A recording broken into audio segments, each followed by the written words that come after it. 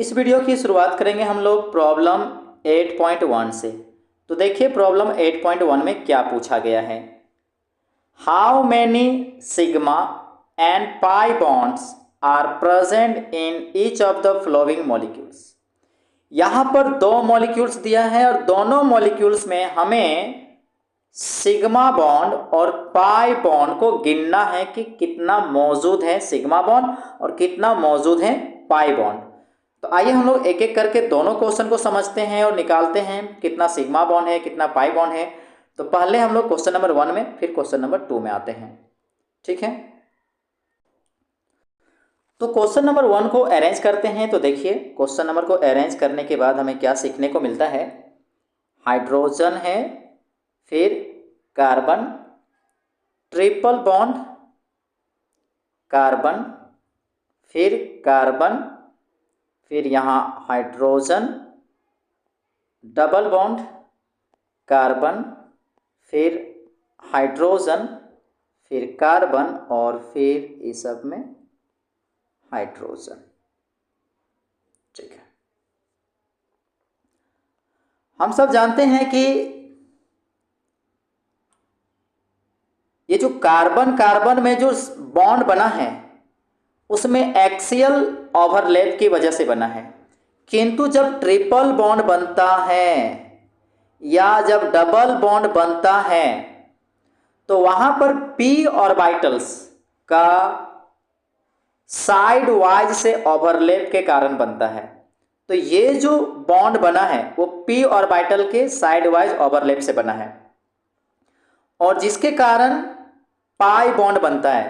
तो यानी एक जो बना है एक बॉन्ड वो कार्बन कार्बन के एक्सियल ओवरलैप से बना है, जबकि दूसरा जो बना है वो पी ऑर्बिटल कार्बन के दोनों कार्बन के पी ऑर्बिटल के साइड वाइज ओवरलैप से बना है और इसमें पाई बॉन्ड बनता है, इसमें सिग्मा। उसी प्रकार यहां जो ट्रिपल बॉन्ड है तो ये ऊपर वाला में आप इसको पाई बॉन्ड समझना है, नीचे भी पाई बॉन्ड समझना है और बीच में सिग्मा। तो आइए अब सारे प्रश्न का जवाब जानते हैं।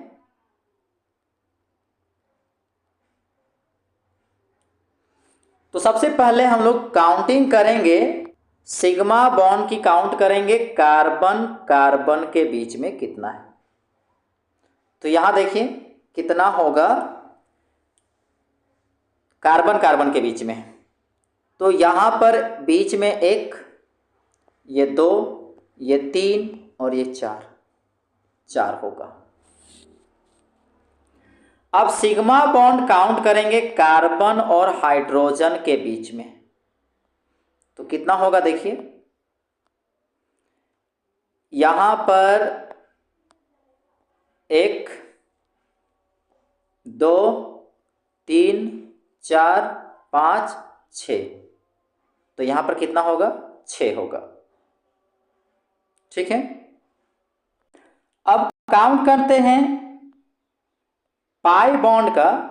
पाई बॉन्ड वो भी कार्बन कार्बन डबल बॉन्ड के बीच में कितना है। तो देखिए इसमें कितना आ रहा है।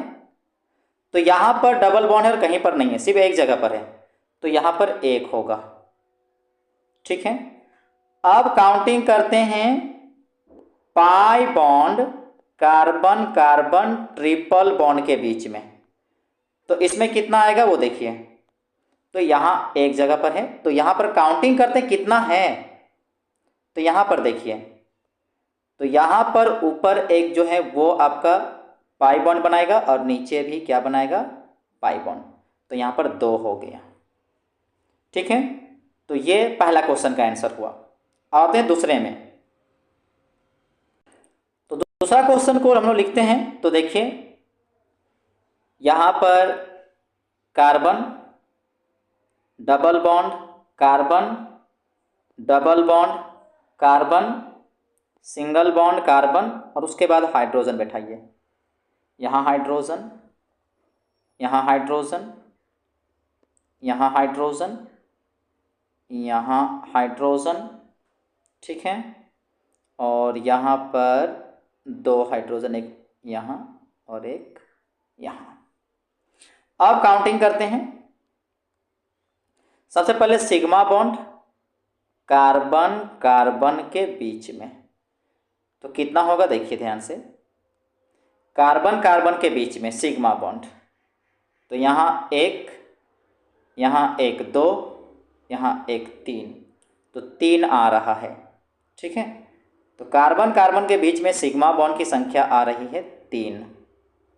अब सिग्मा बॉन्ड निकालेंगे कार्बन और हाइड्रोजन के बीच में, तो कितना आ रहा है वो देखिए, कार्बन और हाइड्रोजन ना। ठीक है, काउंटिंग करते हैं, 1 2 3 4 5 6, तो यहाँ पर होगा 6। ठीक, अब अंत में निकालते हैं pi bond carbon carbon double bond के बीच में, तो यहाँ पर देखिए कितना आएगा, तो इसकी काउंटिंग करते हैं, तो गिनिए, यहाँ पर एक पाई बॉन्ड, यहाँ पर एक पाई बॉन्ड, 2 हो गया, तो ये इसका आंसर हुआ। ठीक है, अब क्वेश्चन नंबर 8.2 में आते हैं, यानी कि प्रॉब्लम 8.2। तो देखिए क्वेश्चन में क्या दिया है, what is the type of hybridization of each carbon in the flowing compounds. यहाँ कुछ कंपाउंड्स दिए हैं और इस कंपाउंड्स में जितने भी कार्बन हैं उसका हाइब्रिडाइजेशन का क्या टाइप है, प्रश्न किया गया है। तो ये है पहला क्वेश्चन, ये है दूसरा, तीसरा, चौथा, पांचवा। तो आइए सबसे पहले क्वेश्चन को सॉल्व करते हैं। तो देखिए इसको सॉल्व करते हैं, तो क्या दिया है CH3 और क्या दिया है Cl। देखिए इसको लिख सकते हैं, देखिए C, यहाँ पर Cl और यहाँ पर हाइड्रोजन, ऐसे। ठीक है, हम सब जानते हैं कि जब भी कार्बन सिंगल बॉन्ड से जुड़ा होता है तो वो sp3 बनाता है। ठीक है, तो चूंकि यहां पर देखिए कार्बन जो है वो सिंगल बॉन्ड से जुड़ा हुआ है, तो यहां पर इस कार्बन का जो हाइब्रिडेशन होगा वो sp3 का होगा। ठीक है, दूसरा नंबर क्वेश्चन देखिए, इसमें दिया है CH3 एंड उसमें जुड़ा हुआ है CO। तो आइए इसको समझते हैं कि यहाँ पर कार्बन में किस प्रकार का हाइब्रिडाइजेशन हो रहा है। तो देखिए अब हम लोग उस फॉर्मूला को ऐसे लिख सकते हैं कंपाउंड के लिए, तो इस प्रकार लिखेंगे हम लोग C डबल बॉन्ड, चूंकि CH3 2 था तो हम लोग ऊपर में एक लिखते हैं CH3 और नीचे लिखते हैं CH3। ठीक है, तो हम लोग इसको इस प्रकार भी लिख सकते हैं, देखिए ध्यान से, इसको हम लोग इस प्रकार भी लिख सकते हैं। ठीक है, ऊपर में समझे इसी प्रकार है। तो ये देखिए यहाँ पर जो कार्बन है, ये जो कार्बन है, ये और ये जिसको क्वेश्चन में एक साथ लिया है, तो सभी सिंगल बॉन्ड से जुड़ा है। तो ये जो एक साथ जो लिया है CH3 तो इसमें देखिए कार्बन जो हाइड्रोजन से जुड़ा है वो सिंगल बॉन्ड से जुड़ा है, तो इस कार्बन के लिए जो हाइब्रिडेशन होगा, इस कार्बन के लिए जो हाइब्रिडाइजेशन होगा वो sp3 होगा। पर इस कार्बन में देखिए ये जो कार्बन है वो डबल बॉन्ड से जुड़ा हुआ है, और हम लोग जानते हैं कि डबल बॉन्ड से जो जुड़ता है तो वहां पर हाइब्रिडाइजेशन sp2 होता है। तो इस कार्बन के लिए हाइब्रिडाइजेशन sp2 हुआ, पर इस कार्बन के लिए हो गया sp3। अब हम लोग इस क्वेश्चन पर बात करेंगे। तो यहां पर देखिए ये जो क्वेश्चन है वो लिखा है CH3Cn। अब हम लोग इसमें जानेंगे किस कार्बन का कौन सा हाइब्रिडाइजेशन है। तो देखिए, तो उस कंपाउंड को हम लोग इस प्रकार लिख सकते हैं, देखिए किस प्रकार लिखेंगे, तो उसको हम लोग इस प्रकार लिखेंगे C, फिर यहां पर C, ट्रिपल बॉन्ड यहां पर N और यहां पर हाइड्रोजन। ठीक है, तो यहां पर आप देख सकते हैं कि ये जो कार्बन है वो देखिए सिंगल बॉन्ड के साथ जुड़ा हुआ है, इसलिए इस कार्बन का जो हाइब्रिडाइजेशन होगा वो sp3 होगा। ठीक है, पर यहां देखिए ये जो कार्बन है यहां ट्रिपल बॉन्ड के साथ जुड़ा हुआ है नाइट्रोजन के साथ, इसलिए यहां इस कार्बन का जो हाइब्रिडाइजेशन होगा वो ओनली sp होगा। डबल बॉन्ड अगर होता तो sp2 होता, पर यहां ट्रिपल बॉन्ड है तो sp हो गया, सिंगल बॉन्ड में sp3 हो गया। ठीक है, तो दोनों कार्बन का हम लोग सीख गए क्या है हाइब्रिडाइजेशन। अब हम लोग इस क्वेश्चन पर बात करते हैं। तो देखिए इस क्वेश्चन में क्या है, इस क्वेश्चन में दिया हुआ है कार्बन है, हाइड्रोजन, ऑक्सीजन, नाइट्रोजन और हाइड्रोजन यहाँ 2। तो इसमें हमें पहचानना है कि कार्बन का कितना हाइब्रिडाइजेशन है, माने किस तरह का हाइब्रिडाइजेशन है। तो आइए इसको बनाते हैं। तो देखिए उस क्वेश्चन को हम लोग इस प्रकार लिख सकते हैं, hydrogen, carbon, double bond, nitrogen और यहां पर हाइड्रोजन और यहां पर हाइड्रोजन। क्योंकि हमें कार्बन पर फोकस करना है तो यहां पर देखिए ये जो कार्बन है ये देखिए डबल बॉन्ड से जुड़ा हुआ है, तो इस वजह से इसका जो हाइब्रिडाइजेशन होगा वो होगा sp2। ठीक है, अब इस कंपाउंड की बात करते हैं। तो देखिए इसमें लिखा है CH3 CH double bond CH CN। तो आइए इसमें चेक करते हैं कि किस किस कार्बन का किस तरह का हाइब्रिडाइजेशन है।